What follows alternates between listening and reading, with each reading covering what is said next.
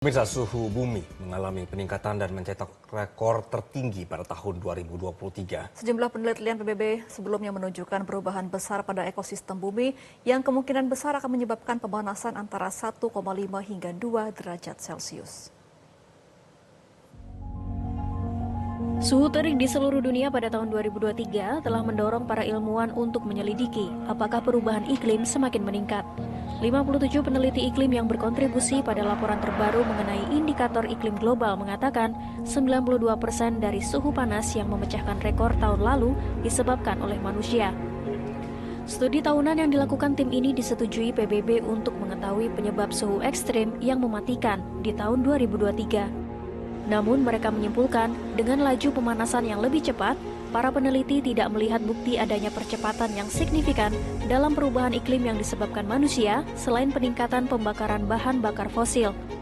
Menurut penelitian, tingkat penggunaan bahan bakar fosil kembali ke tingkat sebelum pandemi yang menyebabkan penumpukan karbon dioksida.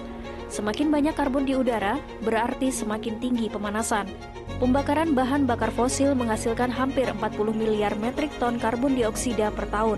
Hal ini sesuai dengan penelitian sebelumnya yang memproyeksikan bumi akan mengalami peningkatan suhu 1,5 derajat pada awal tahun 2029 jika lintasan emisi tidak berubah. Things are getting worse, but I would say they're getting worse in a very predictable way. So if you look at this word accelerating or going through a big tipping point, things aren't doing that. Things are increasing in temperature and getting worse in sort of exactly the way we predicted. 8% peningkatan suhu sebagian besar disebabkan oleh El Niño, pemanasan alami, dan kondisi di Pasifik Tengah yang mengubah cuaca di seluruh dunia. You do get the worst conditions right after the El Nino, so you traditionally do get a really warm temperatures in for the Indian monsoon season. Just before that Indian monsoon season kicks in, you get these really warm temperatures just after the El Nino.